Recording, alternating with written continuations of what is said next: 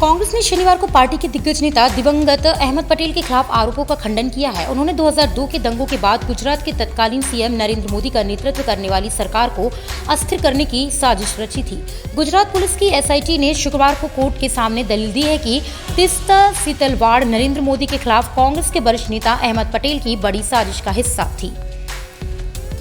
कांग्रेस नेता जयराम रमेश ने पीएम मोदी पर पलटवार करते हुए कहा कि पीएम की राजनीतिक प्रतिशोध मशीन स्पष्ट रूप से उन दिवंगत लोगों को नहीं बख्शती जो उनके राजनीतिक विरोधी थे। ये एसआईटी अपने सियासी आका की धुन पर नाच रही है और जहां कहा जाएगा वहीं बैठ जाएगी। हम जानते हैं कि कैसे एक पूर्व एसआईटी प्रमुख को सीएम को क्लीन चिट देने के बाद एक राजनयिक कार्य के साथ पुरस्कृत किया गया था। पुलिस का ये आरोप है कि सीतलवाड़ को गुजरात में निर्दोष व्यक्तियों को गलत तरीके से फंसाने के लिए विरोधी दल से पैसे और पुरस्कार मिले।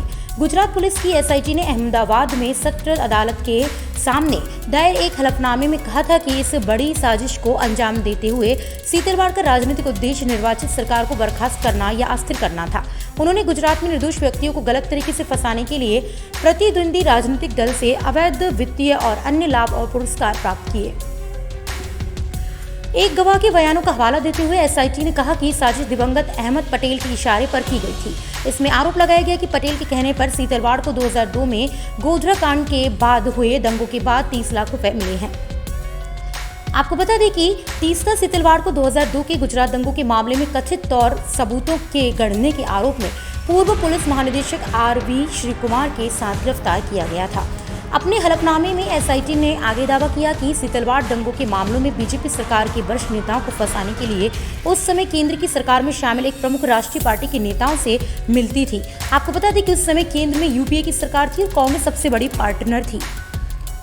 पुलिस ने एक अन्य गवाह का हवाला देते हुए कहा कि 2006 में तीस्ता सीतलवाड़ ने एक कांग्रेस नेता से पूछा था कि पार्टी केवल शबाना और जावेद को मौका क्यों दे रही है और उन्हें राज्यसभा का सदस्य क्यों नहीं बना रही।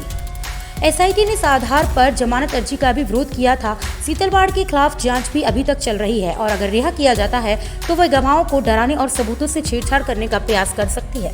अतिरिक्त सत्र न्यायाधीश डी ठक्कर ने एसआईटी के जवाब को रिकॉर्ड में लिया और जमानत याचिका पर सुनवाई सोमवार तक के लिए स्थगित कर दी गई। आपको बता दें कि पिछले महीने सुप्रीम कोर्ट के द्वारा गुजरात दंगों के मामले में तत्कालीन सीएम नरेंद्र मोदी और अन्य को दी गई क्लीन चिट को बरकरार रखने के एक दिन बाद राज्य पुलिस ने सीतलवाड़ को गिरफ्तार कर लिया और उनके खिलाफ आईपीसी की धारा 468 और 194 के तहत मामला दर्ज किया गया था। Bureau report Prayagraj 24/7 news.